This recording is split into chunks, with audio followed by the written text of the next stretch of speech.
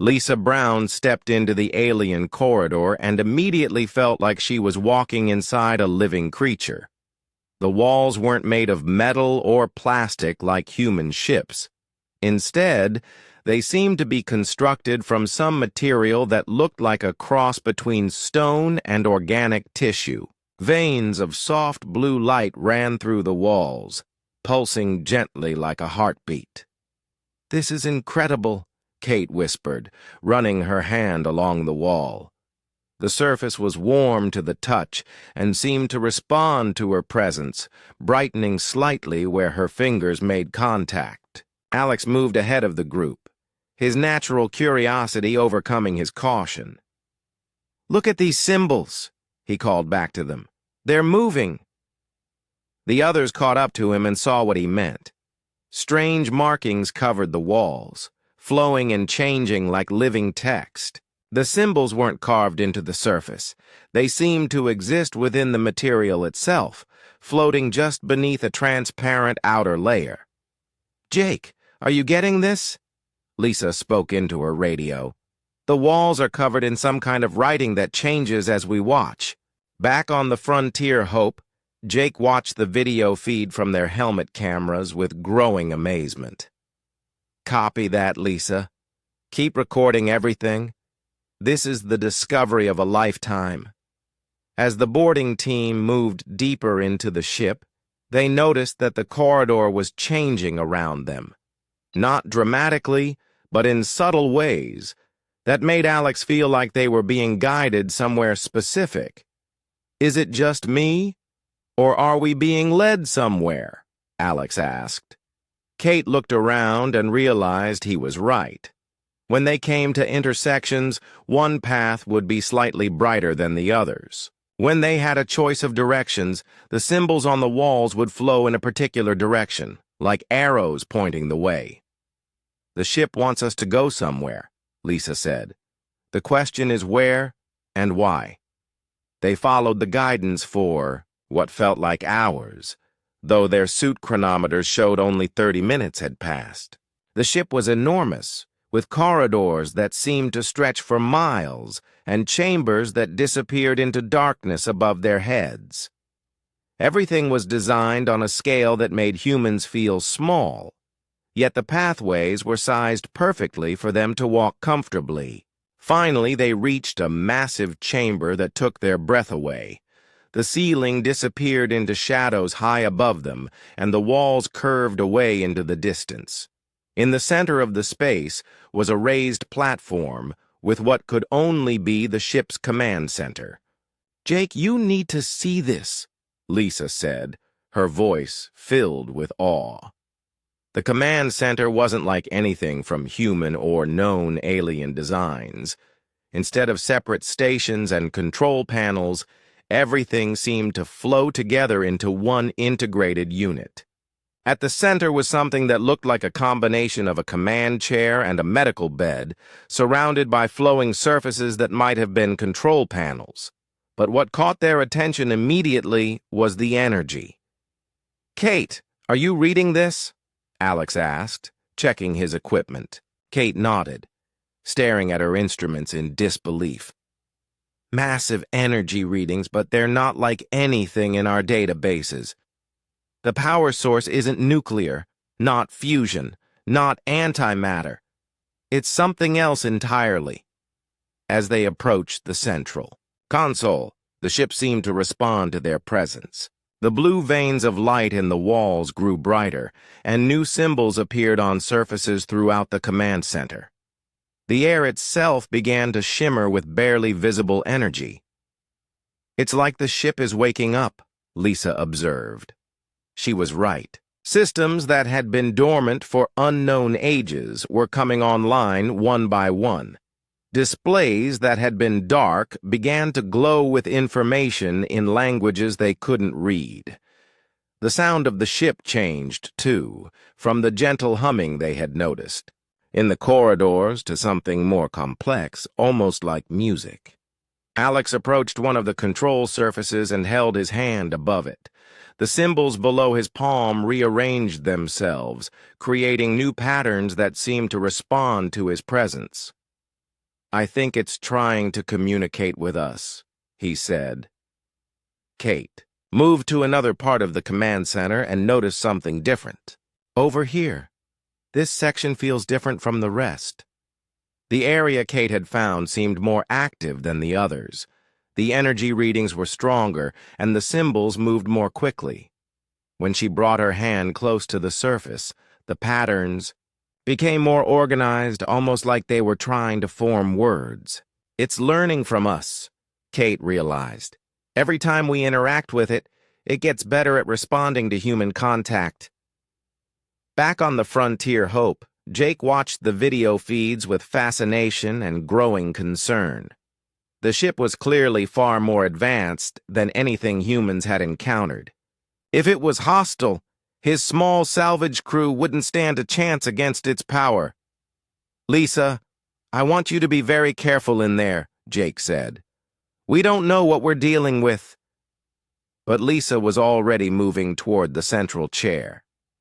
Something about it called to her, like it had been waiting specifically for someone like her to find it. The chair was sized for a humanoid form, but larger than what most known species would need. "Lisa, what are you doing?" Alex asked nervously. "I'm not sure," Lisa replied honestly. "But I think this ship wants someone to sit in that chair." As she approached the command seat, the energy levels throughout the ship began to increase dramatically.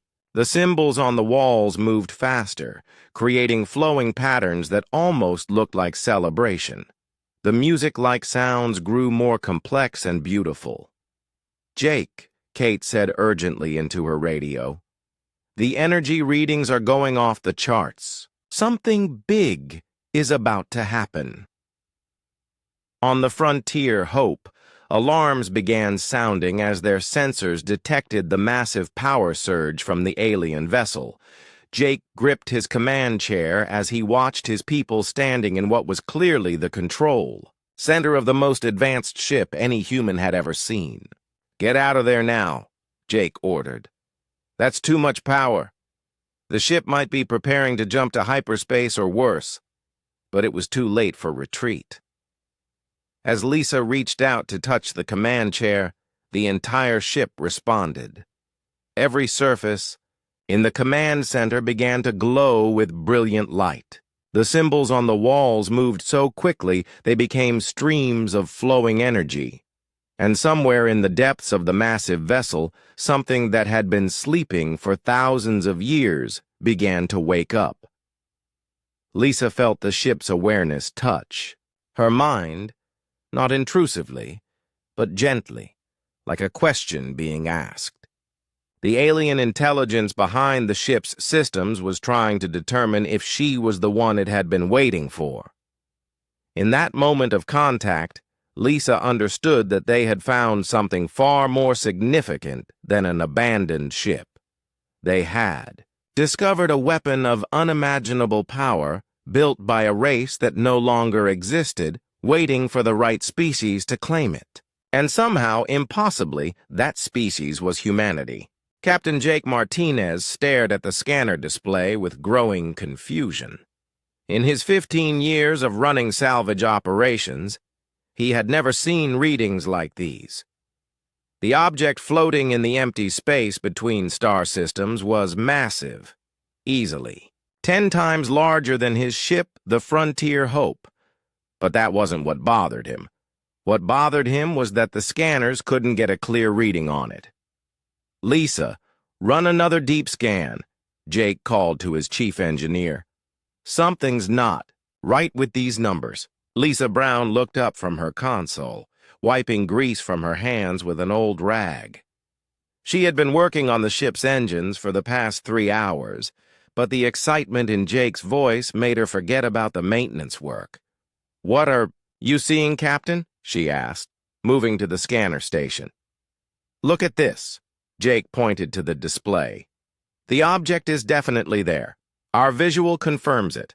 But every time we try to scan its hull composition or internal structure, the beams just disappear." Lisa frowned and ran her fingers over the controls. She had designed most of the scanning equipment on the Frontier Hope herself. If anyone could make it work properly, it was her. "That's impossible," she muttered, then paused. Unless what? Unless the hull is made of something that absorbs our scanner beams instead of reflecting them back. Lisa's eyes widened. "Jake, if that's true, this isn't just some abandoned cargo hauler. This is technology we've never seen before." Jake felt his heart rate increase. In the salvage business, finding unknown technology was like striking gold. But it was also dangerous. The galaxy was full of species with advanced weapons, and humans were still considered newcomers by most of them. "Alex, bring us closer," Jake ordered his navigation specialist. "But keep our distance. I want to get a visual on this thing before we make any decisions." Alex Carter nodded and began adjusting their course. He was young, only 25, but he had an instinct for space navigation that impressed even veteran pilots. As the Frontier Hope moved closer to the mysterious object, Alex noticed something strange. "Captain, the object's position is shifting slightly," Alex reported. "It's not drifting randomly like a derelict should be. It's almost like it's adjusting its position relative to us." Jake and Lisa exchanged worried glances. Objects didn't move on their own in space unless they had active guidance systems. And active guidance systems meant the ship might not be as abandoned as they thought. "Kate, scan for any communications signals," Jake ordered his communications officer. "I want to know if anyone's home before we get too close." Kate Sullivan had been monitoring radio frequencies since they first detected the object. Her equipment could pick up signals from across multiple star systems. But so far she had heard nothing from the mysterious ship. "No communications, Captain," Kate reported. "No energy signatures that match known propulsion systems either. Whatever's moving that ship, it's not using technology I recognize." The main screen flickered as their visual cameras finally got a clear view of the object. Jake heard someone whistle softly behind him. The ship was beautiful and terrifying at the same time. The hull was dark, almost black, but it seemed to shift and flow like liquid metal. Strange designs covered its surface, not the geometric patterns humans used, or the organic curves preferred by most alien species. These looked like writing, but writing that moved and changed as they watched. "My God," Lisa whispered. "Look at the size of that thing. It's not just a ship. It's like a floating city." The vessel was shaped like a massive arrowhead, but with flowing lines that made it look alive. Towers and spires extended from its surface, connected by bridges that seemed too delicate to be functional. Yet somehow, Jake knew they were stronger than anything humans had ever built. "Captain," Alex said quietly, "I'm picking up something else. The ship, it's not just adjusting its position. It's rotating slowly to face us, like it knows we're here." Jake made a decision that would change everything. "Lisa, prep your boarding equipment. We're going over there." "Sir?" Lisa looked surprised. "Shouldn't we report this to command first? If this is some kind of first contact situation..." "By the time we report this and wait for orders, half the galaxy will know about it," Jake replied. "This is our find. We investigate first, report later." Lisa nodded and headed for the equipment lockers. She had worked with Jake long enough to trust his judgment even when it seemed risky. As she gathered her tools and checked her spacesuit, she couldn't shake the feeling that they were about to discover something that would change human understanding of the galaxy. 20 minutes later, Lisa floated in space between the two ships. Connected to the Frontier Hope by a safety line, Her boarding team included Alex and Kate, both experienced in EVA operations. As they approached the alien vessel, Lisa noticed that its hull wasn't just absorbing their scanner beams, it was absorbing light itself. The surface seemed to drink in the illumination from their helmet lamps. There, Kate pointed to a section of the hull that looked different from the rest. That might be an airlock? Lisa moved closer to examine the area Kate had indicated. It was definitely some kind of entrance, but there were no visible controls or mechanisms. The surface was smooth and featureless except for those strange moving symbols. "I don't see any way to open it," Lisa reported back to the ship. "Try touching it," Jake suggested over the radio. "Maybe it responds to contact." Lisa hesitated for a moment, then reached out and placed her gloved hand against the alien hull. The moment her fingers made contact, everything changed. The symbols around the airlock began to glow with a soft blue light. Lines of energy spread outward from where she touched, creating a complex pattern that seemed to recognize her presence. Then, without any sound or vibration, a section of the hull simply dissolved, revealing an airlock chamber beyond. "Jake," Lisa said, her voice filled with wonder and fear. "I think this ship was waiting for us." The airlock was just large enough for the three of them. As they floated inside, the entrance sealed itself behind them. Then, impossible as it seemed, the chamber began to fill with breathable air. "How does it know what we need to survive?" Alex asked. None of them had an answer. But as the inner airlock door opened to reveal corridors that seemed to pulse with their own inner light, they realized they were about to find out. The ship was alive, and it had been waiting for humans to find it. Dr. Sam Johnson had just finished his shift in the Frontier Hope's small laboratory when Jake's urgent call came over the ship's communications system. As the team's xenoarchaeologist, Sam specialized in studying alien artifacts and technology. When he heard about the strange ship and Lisa's team getting trapped inside during some kind of massive power surge, he knew his expertise would be needed. "Jake, let me go over there," Sam said as he rushed to the bridge. "If this is some kind of ancient technology, I might be able to help." Jake looked worried as he watched the energy readings from the alien vessel. The power levels had stabilized, but they were still far beyond anything their instruments could properly measure. "Sam, we don't know if it's safe. Lisa's team went silent 20 minutes ago, which is exactly why I need to get over there," Sam replied, already heading for the airlock. "You said the ship seems to respond to human contact. Maybe it needs someone who understands how to communicate with alien systems." Against his better judgment, Jake agreed. Within minutes, Sam was floating across the space between the two ships, following the same path Lisa's team had taken. The alien vessel looked different now, more alive, with patterns of light flowing across its hull like neural pathways.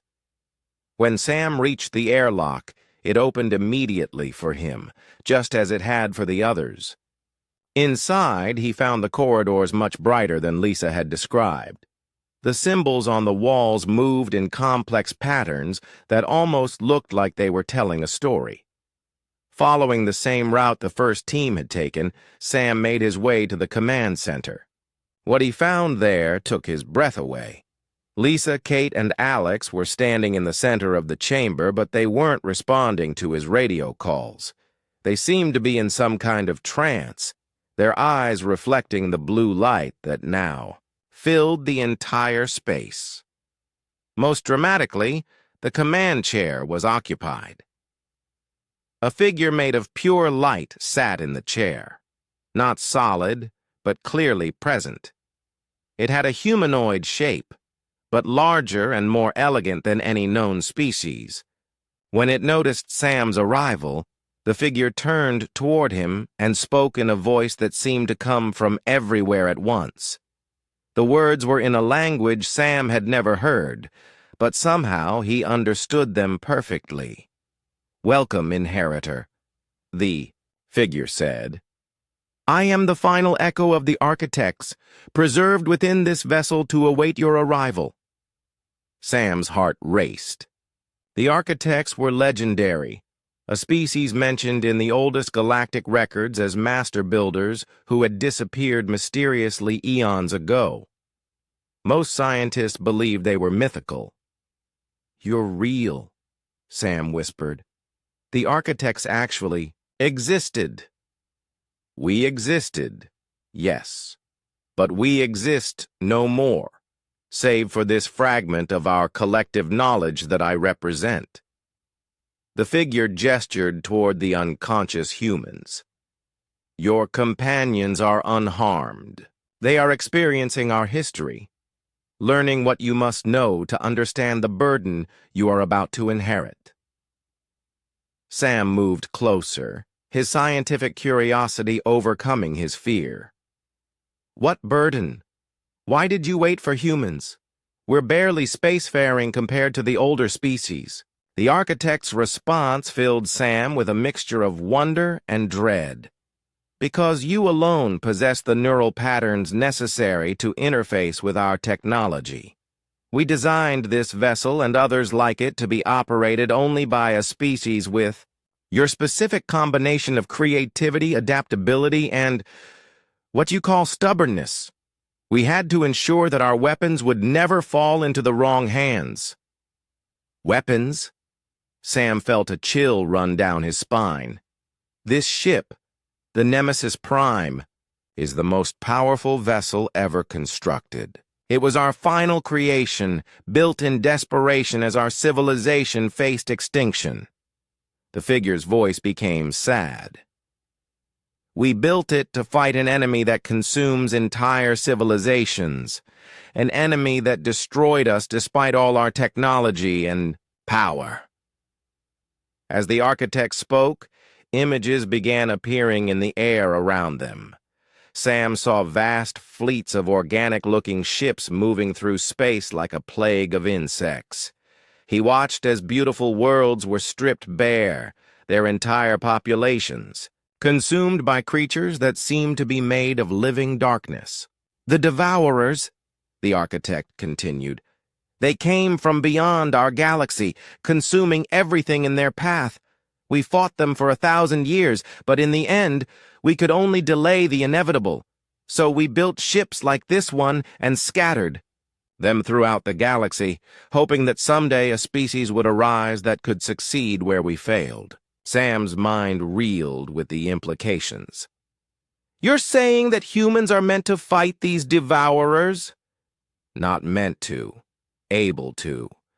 The choice will be yours when the time comes." The figure gestured toward the massive displays around the command center, which were now showing star charts and tactical information. "But that time approaches sooner than we had hoped. Our long-range sensors detect the return of their advanced scouts to this galaxy." The displays changed to show recent sensor data from the galaxy's outer rim. Strange energy signatures appeared at the edge of explored space, the same signatures the architect had shown him in the historical images of the Devourer invasion. "How long do we have?" Sam asked. "Based on their previous patterns, approximately 6 of your months before their main force arrives. Conventional galactic military forces will be unable to stop them. Only vessels upgraded with architect technology stand a chance." Sam looked at his unconscious teammates, then back at the glowing figure. "What do you need from me?" "Partnership. This ship requires a human consciousness to merge with its systems to become fully operational. The process is significant. The human who bonds with the ship becomes something new. Part human, part architect technology. They gain the ability to command this vessel and to awaken other dormant architect ships hidden throughout the galaxy. The implications hit Sam like a physical blow. You're asking someone to give up their humanity to save the galaxy. I am offering someone the chance to become more than human to save all life in the galaxy, the architect corrected. The choice must be made freely, with full understanding of the consequences. Sam thought about his life, his research, his dreams of discovery, his hope of making a difference in the galaxy. Then he thought about every living being in the galaxy facing extinction if the Devourers returned and found no opposition. If I agree to this bonding, what happens to my crew? To my ship? They will be unharmed. In fact, they will become part of the first human fleet to carry architect upgrades. This ship can modify other vessels, making them far more powerful than they are now. But only a bonded human can command the technology. Around them, Lisa, Kate, and Alex began to stir as the historical download completed. They looked around in confusion, then amazement as they saw Sam talking with the glowing figure. "Sam?" Lisa called out. "What's happening?" Sam looked at his friends, then at the architect. He thought about the responsibility being offered to him and the terrible choice he would have to make. But as he looked at the sensor data showing the approaching threat, he realized there wasn't really a choice at all. "I need time to think," Sam said finally. "Time is the one resource we lack," the architect replied. "But I will give you what I can. Decide quickly, Dr. Johnson. The galaxy's survival may depend on your choice." The figure faded, leaving Sam and his teammates alone in the command center of the most powerful warship ever built, with the weight of the galaxy's future resting on their shoulders. Ambassador Ryan Clark had been looking forward to a quiet day at the Galactic Council headquarters on Nexus Prime. As humanity's representative to the 12-species alliance that governed most of known space, Ryan usually dealt with trade disputes and colonization rights. He was not prepared for the emergency session that was called when news of the Nemesis Prime reached the council chambers. The message had come through official channels just 6 hours earlier. Captain Martinez had followed protocol and reported the discovery to Human Colonial Command, who had immediately forwarded the information to the Galactic Council. Now Ryan found himself standing before 11 alien delegates, each representing civilizations thousands of years older than humanity, trying to explain why his species should be allowed to keep the most powerful weapon in galactic history. "This is absolutely unacceptable," declared Zexhai, the Zephyrian delegate. The bird-like alien's feathers were ruffled with agitation. "No single species can be permitted to possess such devastating power. The humans must surrender this vessel. Immediately." Ryan kept his voice calm despite the hostile atmosphere in the chamber. "With respect, Delegate Zexhai, the ship was found in neutral space by a legitimate salvage operation. Under galactic law, the Frontier Hope has claim to the vessel. Galactic law was not written to address weapons capable of destroying entire star systems," interjected Resonant Prime Chord of 7, the crystalline being that spoke for the collective consciousness of the resonant species. Its voice was like musical notes played on glass instruments. "Our psychic examination of the transmitted data shows this vessel radiates an aura of pure destructive potential." The other delegates murmured their agreement. Ryan could see the fear in their eyes, or the equivalent organs for species that had eyes. Humanity was still the newcomer here, having joined the Galactic Council only 50 years ago. Most of these civilizations had known each other for millennia, and they were united in their distrust of the aggressive young species that had spread across dozens of star systems in just a few centuries. "The Corvan Empire agrees," rumbled General Thakmor, the heavily armored representative of the galaxy's most militaristic species. Humans have already proven themselves dangerously unpredictable in warfare. Giving them access to architect technology would upset the balance of power that has kept the galaxy stable for 2,000 years. Ryan had expected this reaction.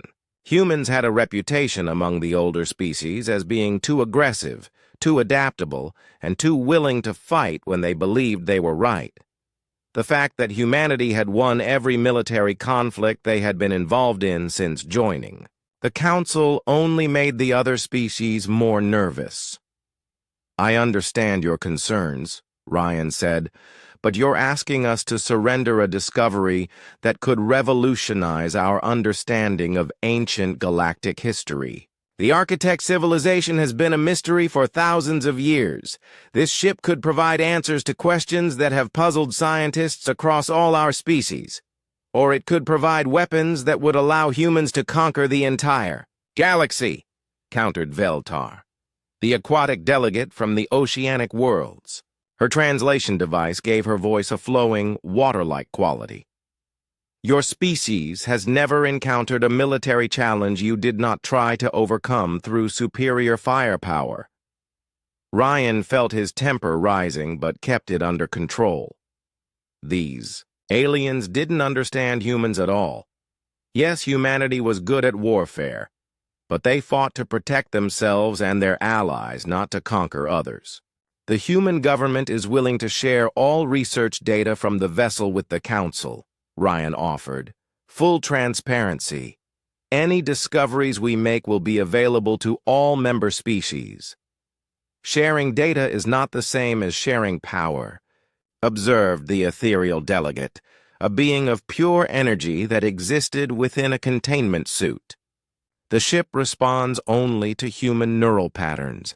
Even if you share your research, you would remain the only species capable of operating architect technology." That was the real issue, Ryan realized. The other species weren't just afraid of human aggression. They were afraid of being left behind. For thousands of years, they had been the dominant powers in the galaxy. The idea that humans might suddenly leapfrog ahead of them technologically was terrifying. "Perhaps we should consider the historical context," suggested Dr. Yilneth, the scholarly representative of the archive keepers. Her insectoid species maintained the galaxy's greatest libraries and were usually voices of reason in council debates. The architects disappeared under mysterious circumstances. What if they encountered a threat that required weapons of such power? What if that threat still exists? This caused a moment of uncomfortable silence in the chamber. The architect civilization had been far more advanced than any current galactic species. If something had been powerful enough to destroy them, it might still be out there. "Speculation and fear," General Thakmor dismissed. "The architects probably destroyed themselves with their own weapons, just as the humans will if we allow them to keep this ship." Before Ryan could respond, an aide rushed into the chamber and whispered something urgent in the general's ear. The Corvin's expression darkened behind his helmet. "It seems the situation has become more complicated," General Thakmor announced. "Our deep space monitoring stations have detected multiple fleet movements throughout Corvin space. It appears several of our allies are mobilizing their military forces." Ryan felt a chill. "Mobilizing for what purpose?" "Protective measures," Zexhai said smoothly. "If humans refuse to surrender this weapon voluntarily, the Council may need to consider other options." The threat was clear. The other species were preparing for war rather than allow humanity to keep the Nemesis Prime. Ryan thought about the small human fleet scattered across dozens of colony worlds, facing the combined might of 11 advanced civilizations. "You're talking about attacking human space over a single ship?" Ryan asked in disbelief. We're talking about preventing a catastrophe, Resonant Prime Chord of Seven replied. Your species has a talent for turning discoveries into weapons. We cannot allow you to weaponize architect technology. Back on Earth, Security Chief Maria Gonzalez was receiving similar reports from intelligence sources throughout human space. Alien fleets were moving into position around key human systems, officially for joint training exercises, but clearly preparing for military action. How many ships are we looking at? Asked Admiral Patricia Webb, the head of Human Colonial Defense. Maria consulted her reports. Conservative estimate? 3,000 vessels from 7 different species. They're being careful not to mass their forces in any one location, but the coordination is obvious. Admiral Webb studied the tactical displays showing alien fleet positions. Humanity had maybe 300 modern warships scattered across their territory. Even with the advantage of fighting in their own space, the numbers were overwhelming. What? About the Nemesis Prime? Admiral Webb asked. Do we know what it's capable of? Captain Martinez reports that Dr. Johnson is still interfacing with the ship's systems. Apparently, the vessel has been teaching him about its capabilities, but he hasn't shared details yet. Maria paused. There's something else. The ship's AI says there are more vessels like it hidden throughout the galaxy. Admiral Webb leaned back in her chair. How many more? Unknown. But if even a fraction of them can be activated, Maria let the implications hang in the air. The galaxy was moving toward its first major war in over 1,000 years, and humanity was outnumbered 1,000 to 1. Their only hope was a mysterious ancient warship that might hold secrets powerful, enough to level the playing field. But first, they had to survive long enough to unlock those secrets. Dr. Sam Johnson had been interfacing with the Nemesis Prime for 3 days straight, and each session revealed more incredible secrets about the architects and their lost civilization. The ship's AI had been patient with him, sharing information, gradually so his human mind could process the vast scope of what he was learning. Tell me about your creators, Sam said as he settled into the command chair for another session. The neural interface was becoming more natural each time, like slipping into a familiar piece of clothing. The holographic architect appeared beside him, its form more solid and detailed than during their first meeting. We were explorers and builders, much like your species. We believed that knowledge and creation were the highest purposes of intelligent life. Images filled the air around Sam, showing the architect civilization at its height. Beautiful crystal cities floated among the stars, connected by bridges of pure energy. Massive ships that looked more like works of art than vessels moved between worlds, carrying architect explorers to distant galaxies. We spent millions of your years cataloging life throughout the universe, the AI continued. We discovered thousands of species, helped many of them develop technology and join our confederation. For a time, it seemed that intelligence and cooperation would spread throughout all existence. Sam watched the historical records with fascination. The architects had been peaceful, sharing their knowledge freely with any species that showed wisdom and potential. They had built a galactic civilization based on learning and growth rather than conquest. What changed? Sam asked, though he suspected he already knew the answer. The images shifted, showing the first encounters with the Devourers. Sam had to fight back nausea as he watched worlds being consumed, their entire biospheres converted into raw material for the enemy's endless reproduction. They came from beyond our galaxy, creatures of pure consumption. They did not seek territory or resources in the way other species understand those concepts. They sought to consume all organized matter and energy, converting everything into more of themselves. The scale of the invasion was staggering.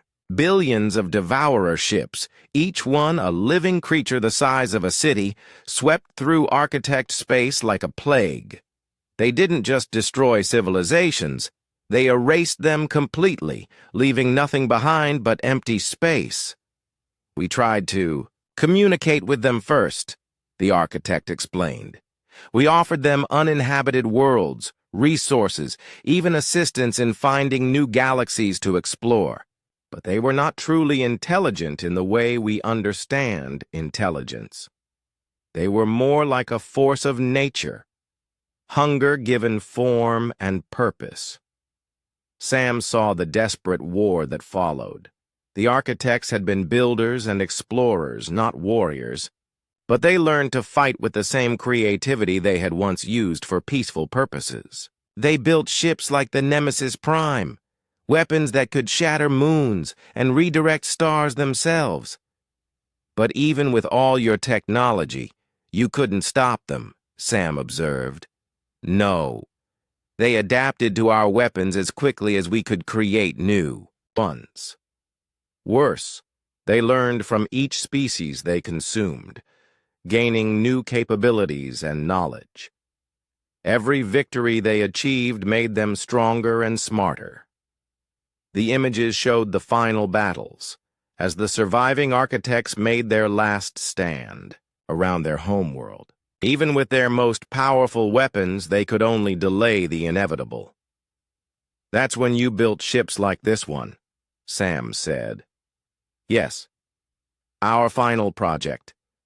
We called them the Inheritance Fleet, vessels designed to carry our knowledge and technology to whatever species might arise after our extinction.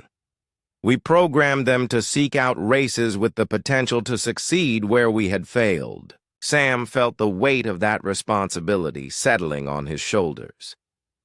Why humans? What makes us different from all the other species in the galaxy? The architect's form seemed to study him carefully before answering. Your neural patterns are unique. Most species that achieve spaceflight do so through logic and careful planning. They develop stable societies and avoid unnecessary risks. These traits serve them well in peaceful times.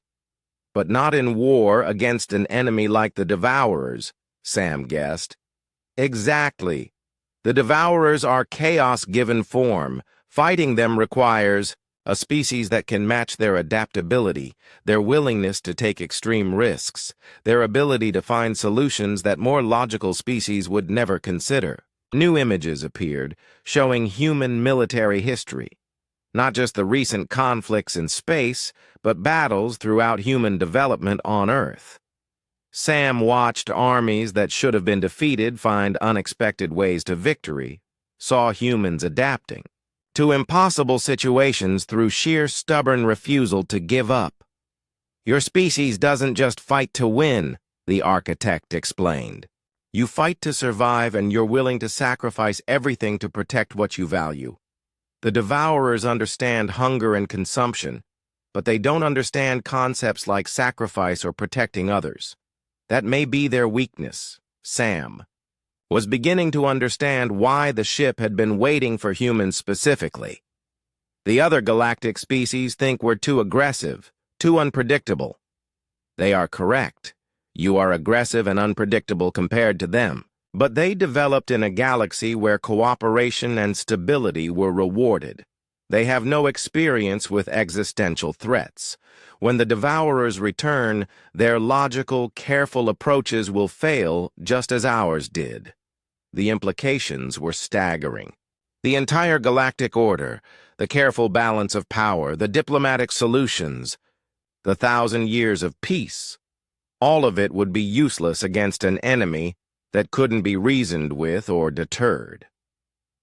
Tactical Officer Ben Wright had been studying the weapon systems data that Sam shared with the crew after each session. What? He found terrified and amazed him in equal measure. Jake, you need to see these specifications, Ben said, calling the captain to his station. "The weapons on this ship, they don't just destroy targets. They can manipulate reality itself." Jake looked at the technical readouts, most of which were beyond his understanding. "Explain it in simple terms, Ben." "The primary weapon systems don't fire energy beams or projectiles. They alter the fundamental forces that hold matter together. This ship could make a star go supernova or cause a planet to simply stop existing." Ben's voice was filled with awe. "And that's just the beginning. The defensive systems can phase the ship partially out of normal space-time. Enemy weapons would pass right through it." Jake whistled softly. No wonder the other galactic species were terrified of humans having access to this technology. With weapons like these, humanity could indeed conquer the entire galaxy if they chose to. "There's more," Ben continued. "According to Sam's reports, there are dozens of other ships like this one hidden throughout the galaxy. The architects scattered them before their civilization fell, waiting for the right species to activate them." "How many ships are we talking about?" "The AI isn't sure. Some may have been discovered and destroyed over the millennia. Others might be hidden in locations that are impossible to reach. But Sam thinks there could be as many as 50 still out there, waiting." Jake tried to imagine a fleet of 50 ships, each with the power to destroy entire star systems. In the right hands, they could protect the galaxy from any threat. In the wrong hands, they could end all life in known space. But as reports continued to come in about alien fleets massing around human territory, Jake realized that the question wasn't whether humans could be trusted with such power. The question was whether they would survive long enough to use it when the real enemy arrived. The Devourers were coming, and the galaxy had no idea what was heading their way. Lieutenant Commander Amy Foster had always prided herself on her ability to decode even the most complex signals. As the chief communications analyst for the human colonial defense, she had cracked Zephyrian military codes, translated ancient, ethereal data streams, and once spent 6 months deciphering a message from a species that communicated through mathematical equations. But the signal that appeared on her screens during the night shift was unlike anything she had ever encountered. "What the hell is that?" muttered Petty Officer Mike Torres, her assistant for the evening watch. He was staring at the display that showed communication intercepts from across known space. Amy leaned forward, adjusting her instruments to get a clearer reading. The signal was coming from the galaxy's outer rim, far beyond the range of any known civilization. It was powerful enough to be detected across thousands of light years, but it wasn't using any familiar communication protocols. "I don't know," Amy admitted. "But it's definitely artificial. No natural phenomenon produces a signal with this kind of structure." She began running the signal through every decryption algorithm in her database, but nothing worked. The transmission seemed to follow its own logic, one that human science couldn't penetrate. After 3 hours of failed attempts, Amy made a decision that would change everything. "Mike, get me a secure channel to Captain Martinez on the frontier. Hope. If anyone can help us figure this out, it's that ship's AI." Within minutes, Amy was speaking directly to Dr. Sam Johnson aboard the Nemesis Prime. Sam had been spending most of his time interfaced with the ship's systems, learning more about architect technology with each session. "Amy, what do you have?" Sam asked. Even through the subspace communication, she could hear the exhaustion in his voice. The neural interfacing was taking a toll on him, an unknown signal from the outer rim. It's unlike anything in our databases, but something about it feels wrong. "Can you ask the ship's AI to take a look? Hold on, I'll patch you through to the ship's main communication array." A few moments later, Amy found herself speaking directly to the architect AI. The ancient intelligence examined her signal data with processing power that made human computers look like simple calculators. The AI's response chilled her to the bone. "This is a devourer coordination signal," the architect said, its voice carrying a tone of deep concern that Amy had never heard from any artificial intelligence. "They use these transmissions to synchronize their advanced scouts before a major invasion." Amy felt her heart rate spike. "Invasion? You mean they're actually coming back?" The signal indicates that advanced reconnaissance units have already entered this galaxy. They are conducting preliminary surveys, identifying high-priority targets, and defensive capabilities. The AI paused, and Amy could almost feel it processing vast amounts of data. "Based on the signal's characteristics, I estimate the main invasion force will arrive within 6 of your months." Sam's voice cut in, sharp with urgency. 6 months? That's not enough time. We need years to prepare the galaxy's defenses. The devourers do not give their prey time to prepare, the AI replied. That is part of their effectiveness. They move too quickly for conventional defenses to adapt. Amy was already running calculations in her head. How long do we have before the other galactic species detect this signal? Unknown. Most species do not monitor the outer rim as extensively as humans do. However, if they are actively looking for signs of external threats, they will find evidence within days. That gave them a small window of opportunity. Amy made another command decision. "I need to analyze this signal in detail. Can you help me understand how the devourers communicate?" What followed was the most intensive crash course in xenolinguistics that Amy had ever experienced. The architect AI shared everything it knew about devourer communication methods, but the information was disturbing. "They do not communicate in the way most species understand the concept," the AI explained. "Their signals are more like neural commands passed between parts of a larger organism. Each devourer ship is not truly independent. They are extensions of a collective intelligence that spans their entire species." Amy studied the intercepted transmissions with this new understanding. The signals weren't messages between separate beings. They were thoughts flowing through a distributed mind that stretched across space. "This is terrifying," she said as the implications became clear. "How do you fight an enemy that shares a single consciousness?" "With great difficulty," the AI admitted. "The architects tried many approaches. Individual victories are meaningless when the enemy learns from every engagement instantly and shares that knowledge with all other units." As Amy continued her analysis, the picture that emerged was worse than anyone had imagined. The advance. Scouts weren't just surveying the galaxy. They were cataloging every species, every military installation, every technological capability. By the time the main force arrived, the devourers would know exactly where to strike for maximum effectiveness. "There's something else," Amy said, her voice tight with fear. "The signal strength is increasing. Whatever's sending it is getting closer." Dr. Sam Johnson was in the middle of another interface session when Amy's analysis reached him. The news hit him like a physical blow. 6 months to prepare for an enemy that had destroyed the most advanced civilization in galactic history. "Show me the tactical projections," Sam said to the ship's AI.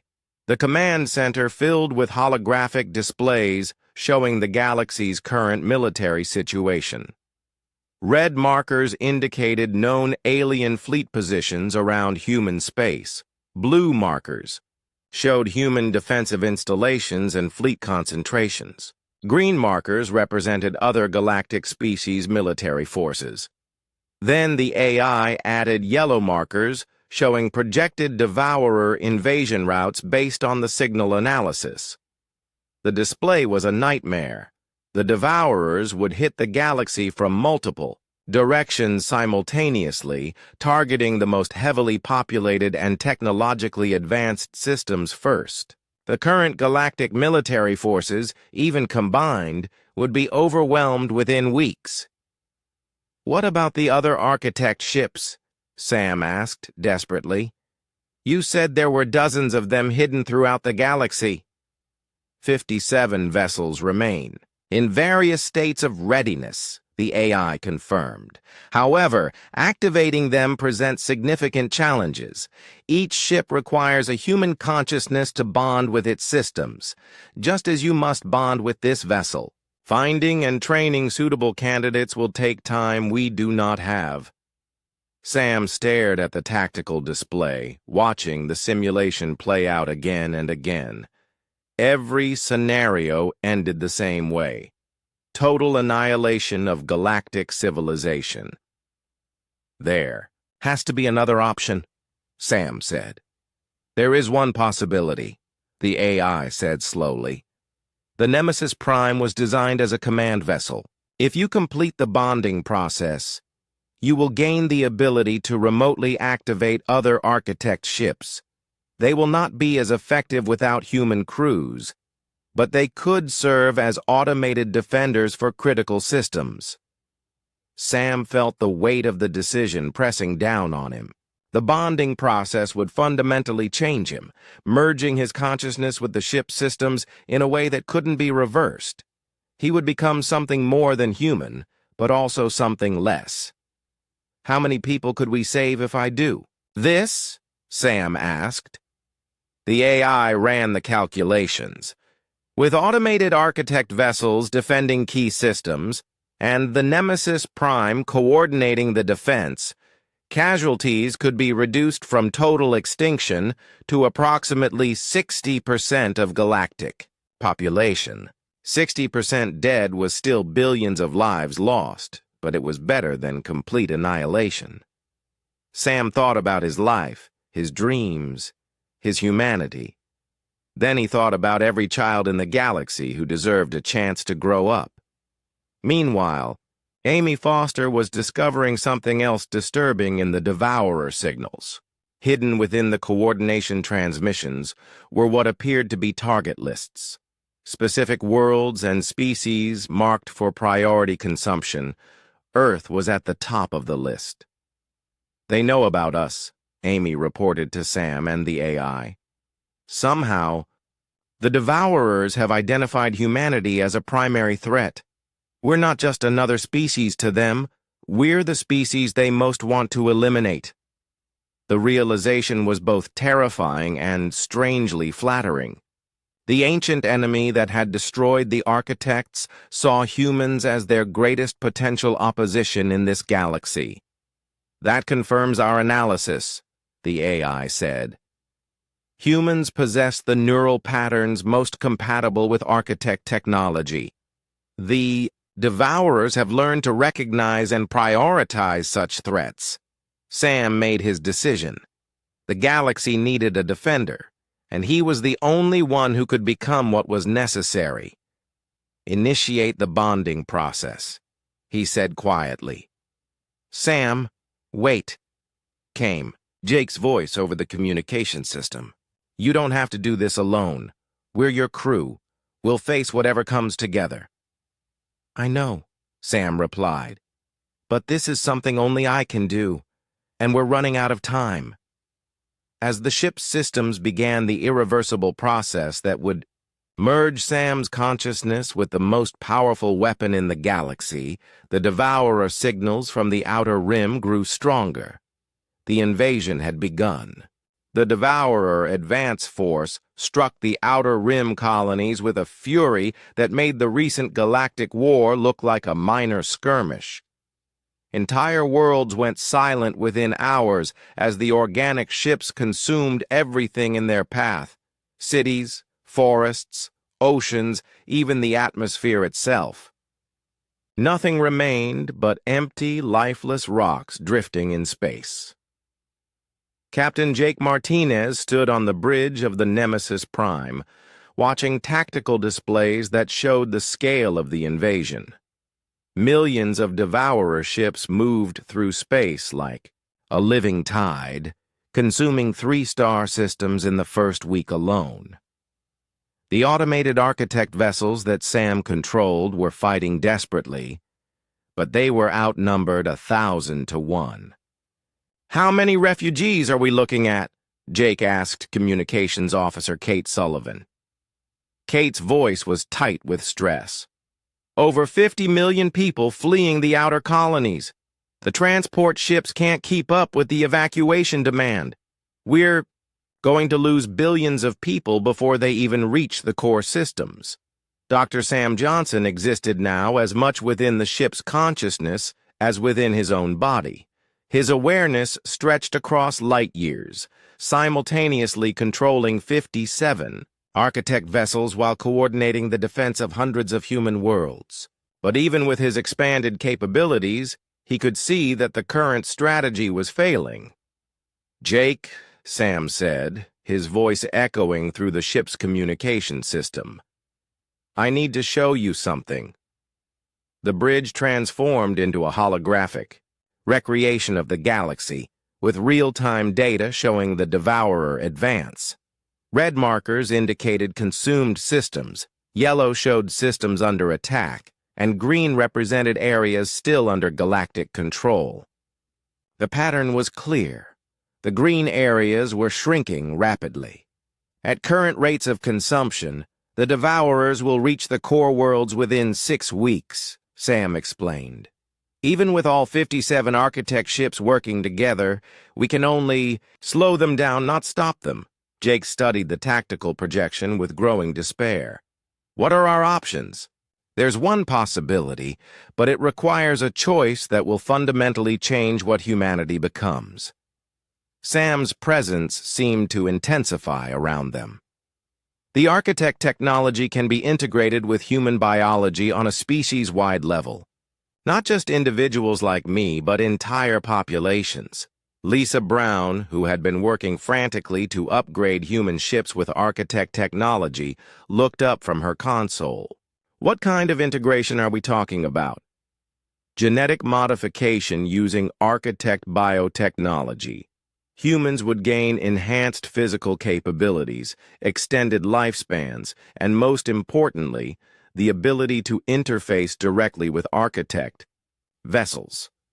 We could crew all 57 ships with properly bonded commanders and build thousands more vessels using the ship's manufacturing capabilities." The implications were staggering. Jake could see the potential, a human species enhanced, beyond current limitations, capable of fighting the Devourers on equal terms. But he could also see the cost. "We'd stop being human as we understand the term," Jake said quietly. "Yes," Sam agreed, "but you'd become something that could survive what's coming. The choice is simple: evolve or become extinct." Before anyone could respond, alarms began sounding throughout the ship. The sensors had detected something massive emerging from hyperspace near the galactic core. "My God," Kate whispered, staring at her readings. "It's enormous. The size of a small moon." The main Devourer invasion force had arrived ahead of schedule. The entity that appeared on their screens was unlike the smaller ships they had been fighting. This was clearly a command vessel, its organic hull pulsing with bioluminescent patterns that hurt to look at directly. "That's a Devourer Prime," Sam said, his voice carrying new notes of concern. "I've seen them in the architect historical records. They're not just ships. They're the core consciousnesses that control entire fleets." As they watched, thousands of smaller vessels began emerging from the Prime's massive bulk, like insects swarming from a hive. Each one was the size of a human battleship, and they spread out across the galaxy with terrifying efficiency.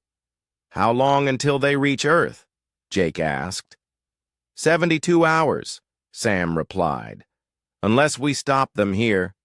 The battle that followed would be remembered as the turning point of the Galactic War. The Nemesis Prime, supported by every available Architect vessel, engaged the Devourer Prime in combat that stretched across multiple star systems.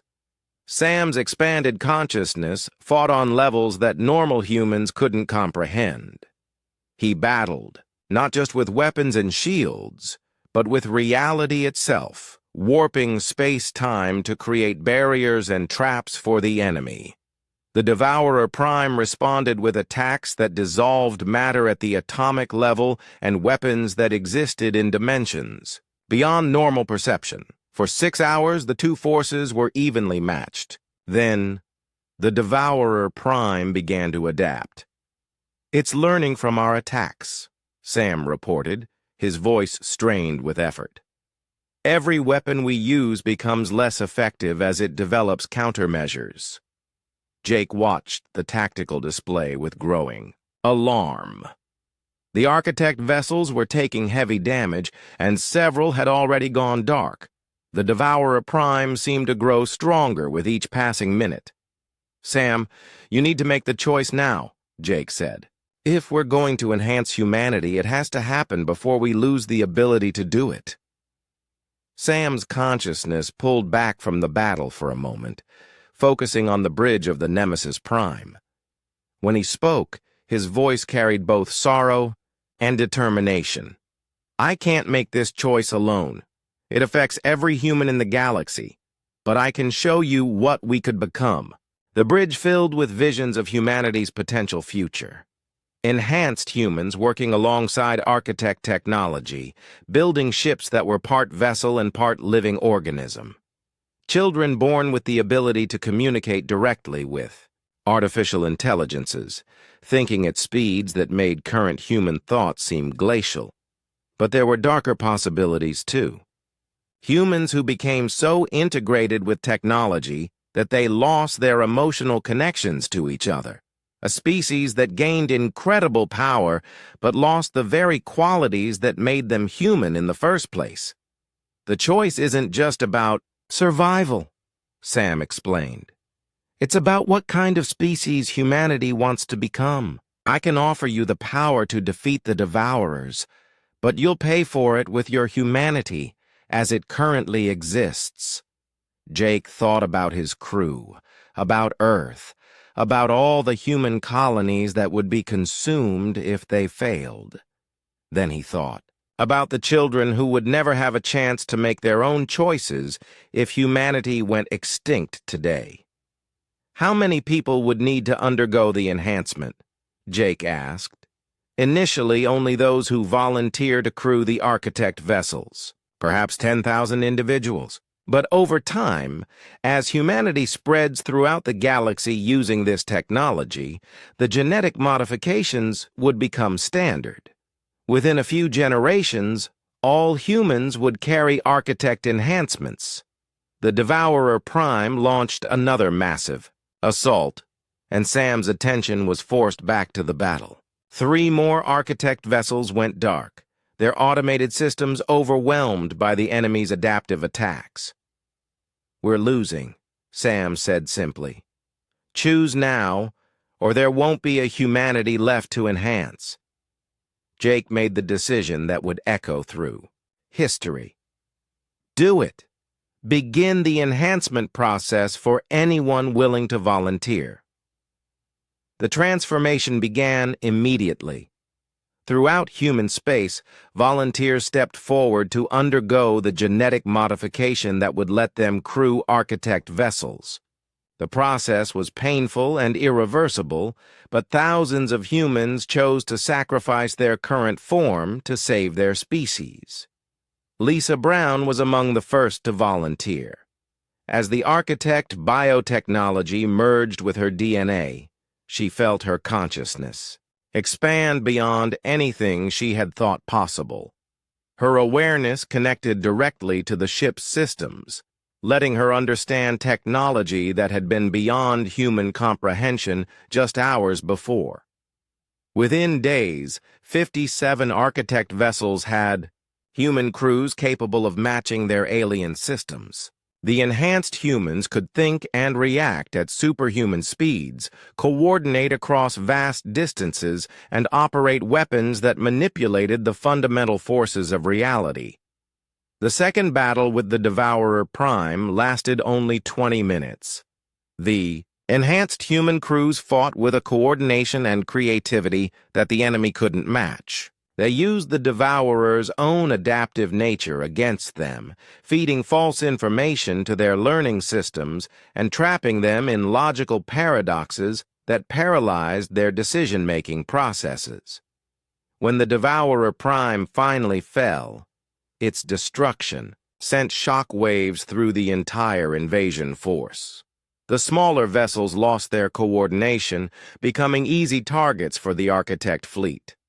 But the victory came at a price that would define humanity's future forever. Jake stood on the bridge of the Nemesis Prime, looking at his enhanced crew members. They were still recognizably human, but something fundamental had changed. They moved with perfect efficiency, communicated through direct neural links, and showed emotional responses that were muted compared to baseline humans. Was it worth it? Jake asked Sam. Sam's consciousness, now spread across the entire Architect fleet, considered the question carefully. We saved the galaxy from extinction. Humanity will survive and thrive among the stars for millions of years. But the humanity that survives will be something new. Neither fully human nor fully artificial, but a synthesis of both. In the years that followed, the enhanced humans would rebuild galactic civilization, but it would be a civi.